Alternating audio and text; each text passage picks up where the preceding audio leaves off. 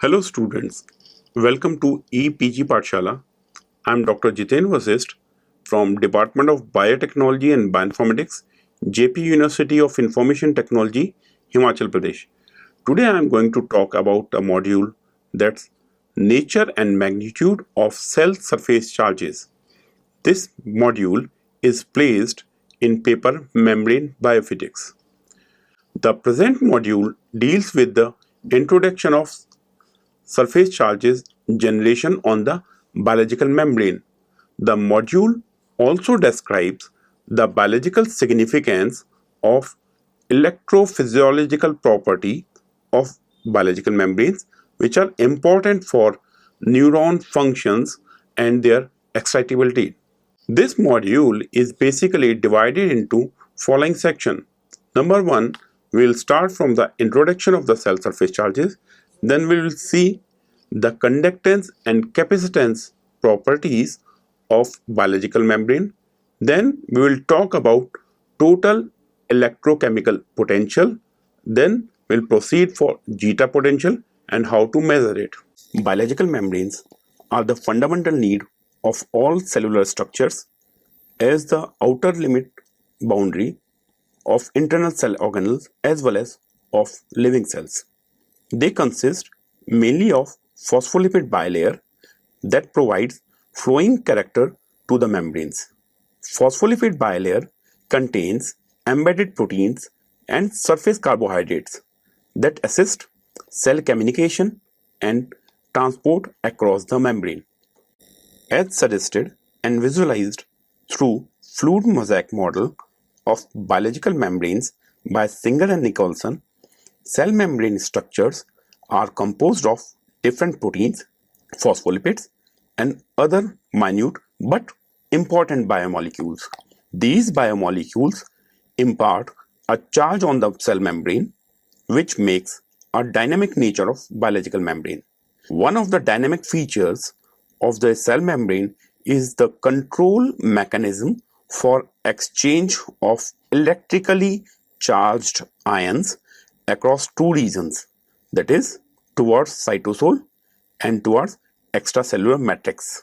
The movement of charged molecules across membrane also creates a potential difference between its interior and the exterior side. Now we will talk about cell surface charges. What are cell surface charges? Basically, these are the electrical potential differences which are generated between the inner and outer surface of the dispersed phase in a colloid. Basically, there are some factors which are responsible for cell surface generation, which are basically ion absorption, protonation or deprotonation, external electric fields, etc. Surface charges appear on the surface by placing it in an electrolyte containing fluid, and this fluid, it contains cationic as well as the anionic species. These ions interact with the object surface, which may lead to the adsorption of some of them onto the surface. Interaction and adsorption of ions make the surface ionized and develop a net surface charge on the surface. Now coming to the cell surface charges which are present on biological membrane. In biological world, cell surface charges are most important in respect to understanding the nature of a biomembrane and the different functions associated with it. The first and foremost aspect of charge distribution comes from the membrane architect. Membrane primarily composed of two layered structures of phospholipids. Each phospholipid has two ends in which one phosphate group is attached with the other a hydrocarbon chain. Both of these moieties have very different properties. The phosphate end is basically hydrophilic, while the lipid chain has hydrophobic nature.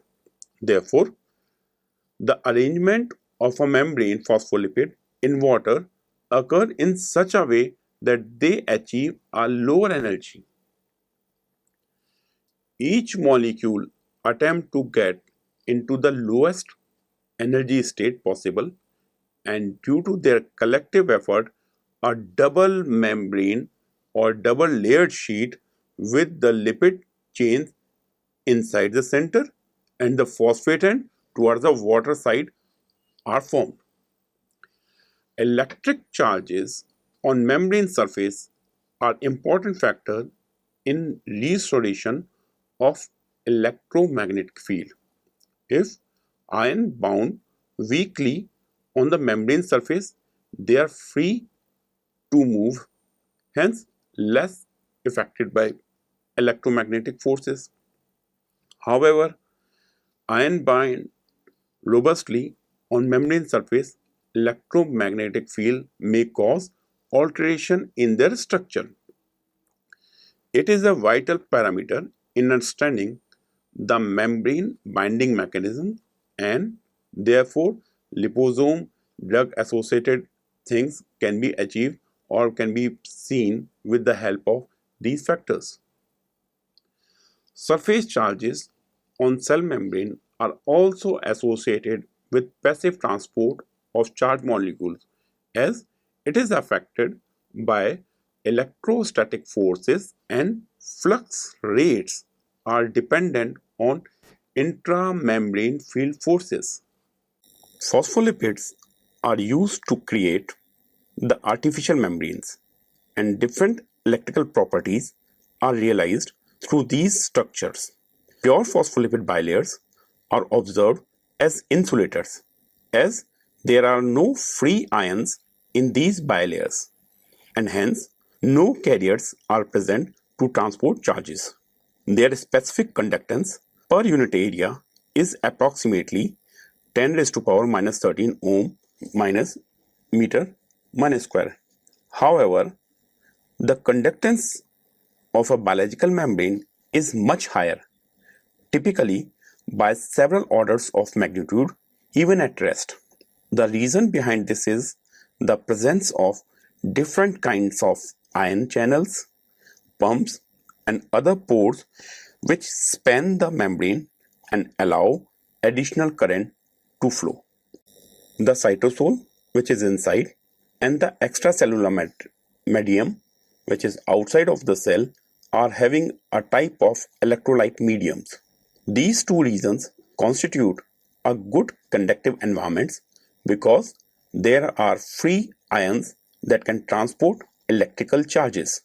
The polar head groups of membrane phospholipids also participate as electrically conducting material with the surrounding aqueous medium.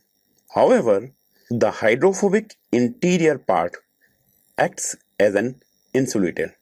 Therefore, the plasma membrane acts as a capacitor in which the two conductors, basically the inside and the outside of the cell, are separated by an insulator, which is the membrane.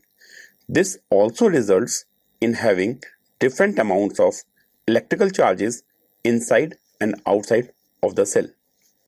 If we can separate a charge Q by applying an electrical potential V across the membrane, then we have a capacitance, which is C is equal to Q by V. As the membrane is only 2 molecules thick, that is approximately 6 into 10 raised to power minus 9 meter of total thickness, a small voltage is required to separate the charges, and therefore the membrane capacitance is quite high per unit area, and it is approximately 10 raised to power minus 2 Faraday per meter square, where the F is the Faraday unit of capacitance. The specific capacitance of biological membrane is very close to the dielectric constant of lipids and the thickness of the bilayer. Unlike the conductance, the capacitance is a very little influenced by all the complexities of biology. Now, coming to the membrane potential part of cell membrane. If you see The lipid bilayer of membrane serves as both an insulator and a diffusion barrier to the movement of ions. However, ion transporter proteins embedded in the membrane actively transport ions across the membrane and establish concentration gradients across the membrane, and ion channels allow movement of ions across the membrane down those concentration gradients. Ion pumps and ion channels are electrically equivalent to a set of batteries and resistors inserted in the membrane, and therefore creates a voltage between the two sides of the membrane. This voltage is generally termed as membrane potential as well as transmembrane potential or membrane voltage, and is defined as the difference in the electrical potential between the interior and the exterior of a biological cell. Membrane potential is expressed in millivolts. Membrane potential is responsible for producing an opposing force for ion movements. In general, all eukaryotic cells maintain a negative voltage in the interior as compared to the cell exterior, which has a range from minus 40 millivolt to minus 80 millivolt. The membrane potential serves two crucial functions in cell maintenance and communication. Number one, due to membrane potential, cell function as a battery, and it provides power to operate a variety of transporting proteins which are embedded in the membrane. Secondly, neurons and muscle cells can utilize the membrane potential for transmitting signals between different parts of a cell. Moreover, opening or closing of ion channels in the membrane produces a local change in the membrane potential and a signal is generated. The change in the electric field can quickly affected by either adjacent or more distant ion channels in the membrane.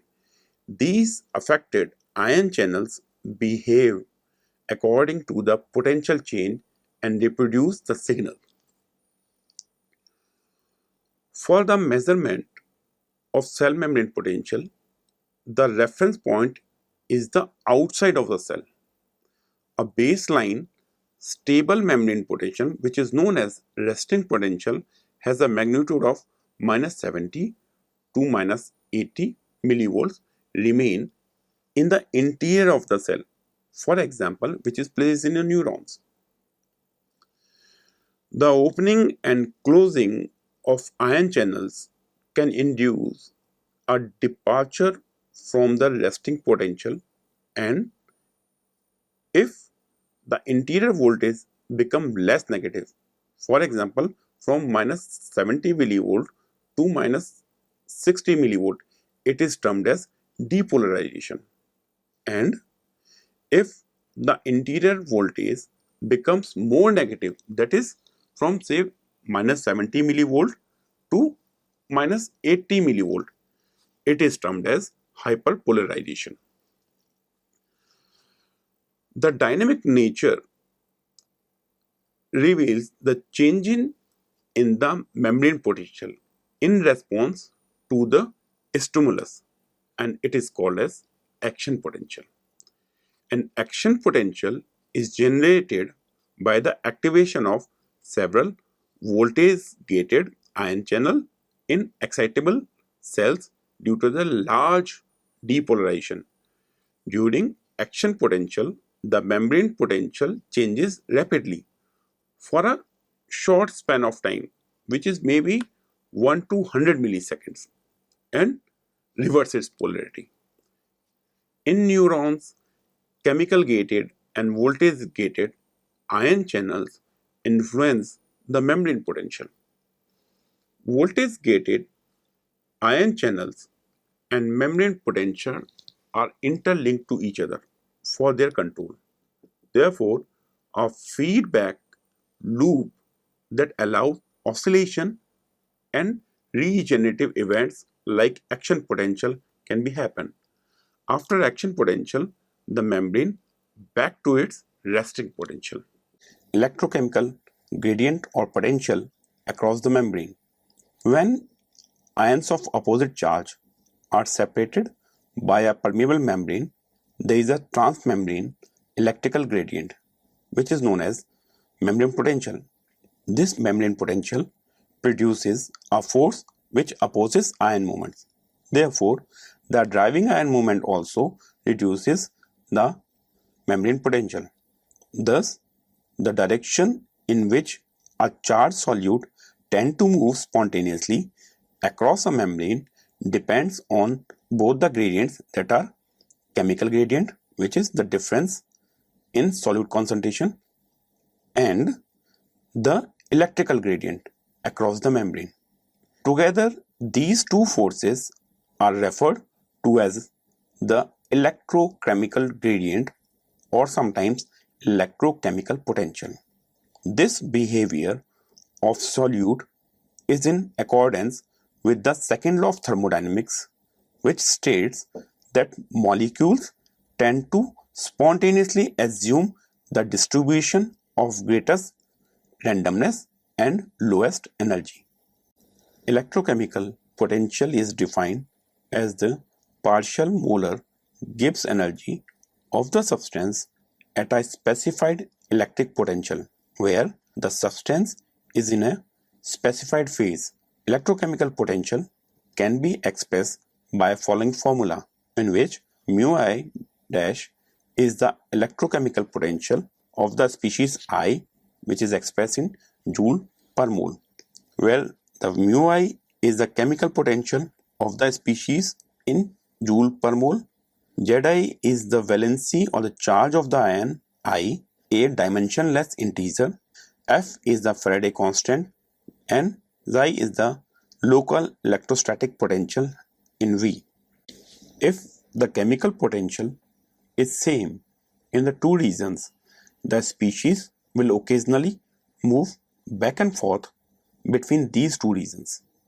However, on average, there is just as much movement in one direction as in the other, and therefore there is zero net migration. This is sometimes called as diffusive equilibrium. Moreover, when there is a tendency of molecules to diffuse from one region to another, then there is a certain free energy released by each net diffusing molecule. This energy, which can sometimes be harnessed or utilized in the production of energy, and the free energy per mole is exactly equal to the electrochemical potential difference between the two regions. Electrochemical potential is the mechanical work done in bringing 1 mole of an ion from a standard state to a specified concentration and electric potential. There are several methods which are utilized nowadays for detection of cell surface charges. Among these, the 5 important ones are listed below, which are basically micro-electrophoresis, electrostatic interaction chromatography, aqueous two-phase partitioning, isoelectric equilibrium analysis, and the recent one, which is electrophoretic light scattering. Now coming to the micro-electrophoresis, which is one of the methods which determine surface charges when a cell suspension is placed in an electrophoretic chamber.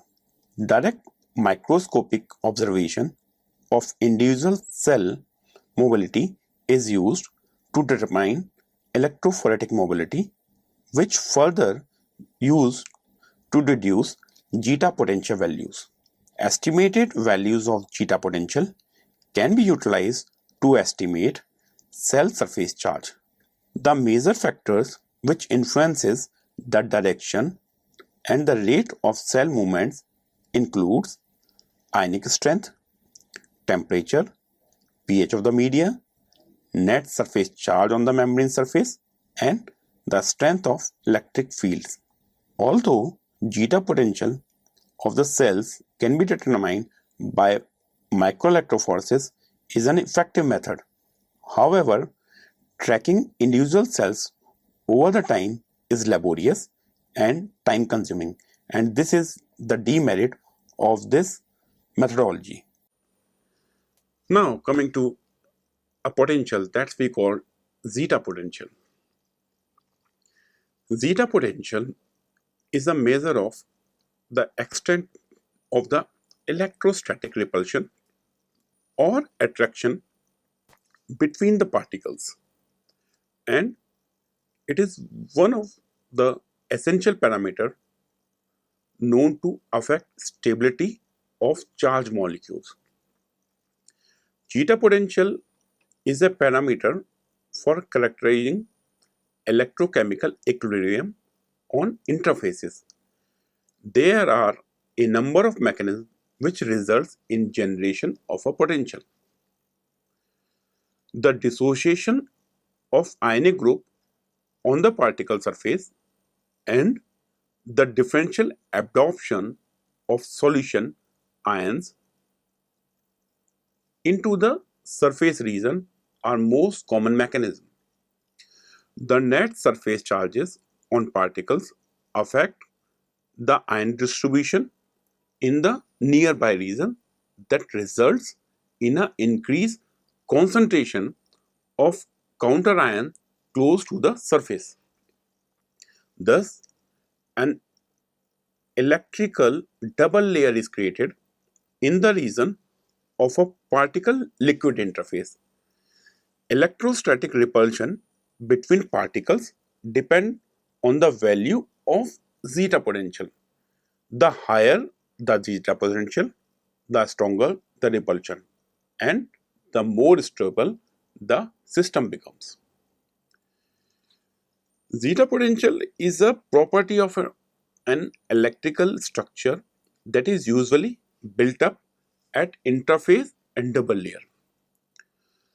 According to the fundamentals of colloid and interface science by J. Lackney, the reason for formation of relaxed or equilibrium double membrane is the non-electric affinity of charge determining ions of a surface.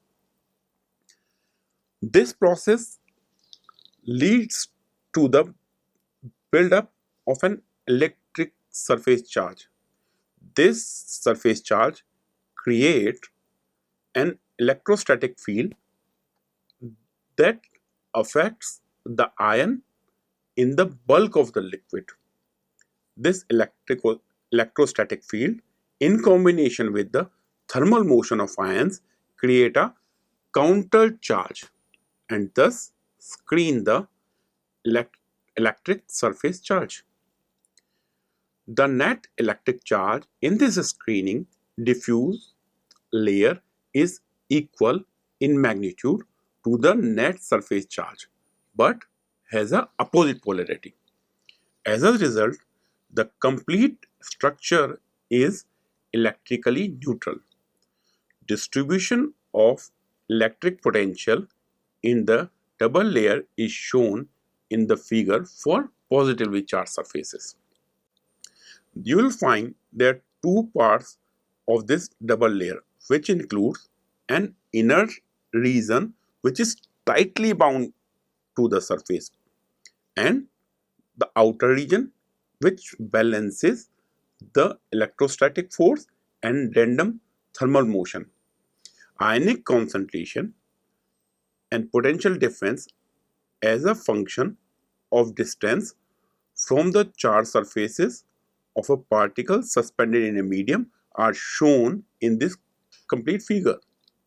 There is one more plane located even closer to the surface. Some of the counter ions might specifically adsorb near the surface and build an inner sublayer which is called as Stern layer. The electric potential on the external boundary of the external layer versus the bulk electrolyte is referred to as stun potential.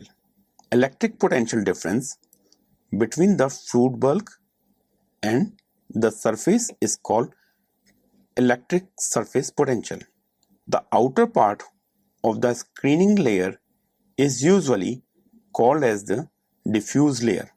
There is a thermodynamic justification, but we think a more comprehensive reason is kinetic, which is the ability to move. The surface charge ions are assumed to be fixed to the surface, which is immobile. They cannot move in response to any external disturbance. In contrast, the stun ions in principle retain some degree of freedom, therefore they are almost as high as the ions of diffuse layer. Zeta potential of the particle can also be calculated with the application of Henry equation. There is the following Henry equation where zeta is there, U is the electrophoretic mobility, neta is the viscosity, and F multiplication with Ka is the Henry functions. Electrostatic interaction chromatography is the first method for determining relative cell surface charges in bacteria by Peterson in 1981. Cells, depending upon their surface charges, interact with the positively or negatively charged reagents. Affinity of cells to reagent is determined by relative retention to elution ratio, which is exclusively affected by surface charge of biomembranes. This method is relatively simple and robust. Also, the availability of various charged reagents make it easily available. However, the major disadvantage of this method is to be time-consuming as compared to other available rapid methods. Also, it does not provide any data to calculate zeta potentials. Now, coming to the next technology, which is aqueous two-phase partitioning. This technique has been employed to characterize surface charge properties.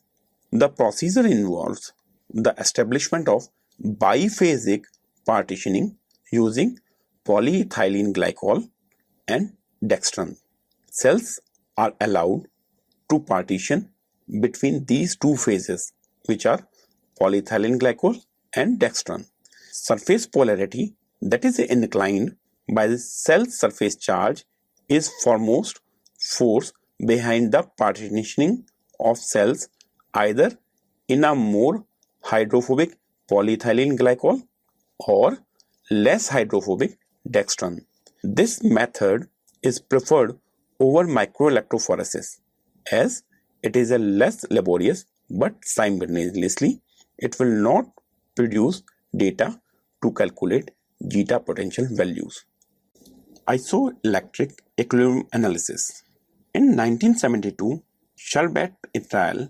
Modified method of isoelectric focusing to isoelectric equilibrium analysis tool, and it is used to determine electronegative charge on the surface of cells. The method involves establishment of pH gradients which are stabilized by gradients of sucrose, glycerol in the column, which is occupied with platinum electrons. Once pH gradient has been established, cells can be loaded onto the column at a specified density and constant voltage being supplied for about 24 hours. As cells reach their isoelectric points, they stop further migration. This location of cell on pH gradient column can be utilized to predict the cell surface charges. Electrophoretic light scattering technology is the latest technology for elucidation of cell surface charges. More recent electrophoretic light scattering has proven as the substantial technique and relative easy method for estimating zeta potential as well as surface charge determination. In principle, the velocity of a particle in an electric field is directly measured by determining the frequency change of their scattered laser light, thereby yielding their electrophoretic mobility. So students, let's now summarize what we have learned from this module. Surface charges are found at biological membrane due to the interaction with the solvent, and this leads to the dissociation or absorption of molecule with an ionic charge. Plasma membrane function as a combination of resistor and a capacitor. Obstruction in the movement of charges across membrane shows its resistance property, while capacitor property arises from the phenomenon of attraction of oppositely charged particles between both faces of membrane when charged particles accumulated on one side of the membrane, which give rise to an electrical force that pulls towards the other side. Capacitance property of the membrane is relatively unaffected by the molecules that are embedded in it. It has generally estimated value of 2 microfarad per centimeter square. The conductivity through a pure lipid bilayer is low, as seen in artificial membrane.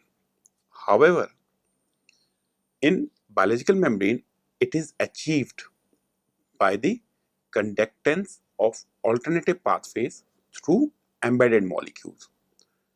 Membrane potential, which is also known as transmembrane potential or membrane voltage, is defined as the difference in the electric potential between the interior and the exterior of a biological cell.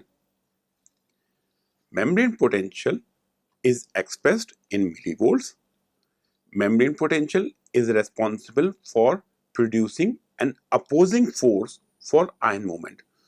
With respect to the exterior of the cell, typical value of membrane potential ranges from minus 40 millivolt to minus 80 millivolt. The membrane potential serves two crucial functions. Number one, due to the membrane potential, cell function as a battery and it provides power to operate a variety of transporting proteins embedded in the membrane. Number two, neurons and muscle cells utilize this membrane potential for transmitting their signals from one region to another region to the cell. The rate and extent of ion transport across membrane is influenced not only by the ion concentration on two sides of the membrane but also by the voltage, that is electric potential, that exists across the membrane. Electrochemical potential is an important in molecular diffusion across membrane. It represents one of the many interchangeable forms of potential energy through which energy may be conserved. In cell membrane, the electrochemical potential is the sum of chemical potential and membrane potential. There are various methods to determine cell surface charges in prokaryotic cells or eukaryotic cells. These generally include micro-electrophoresis, electrostatic interaction chromatography, aqueous phase two, two-phase partitioning, isoelectric equilibrium analysis, and lastly, the electrophoretic light scattering. Thank you.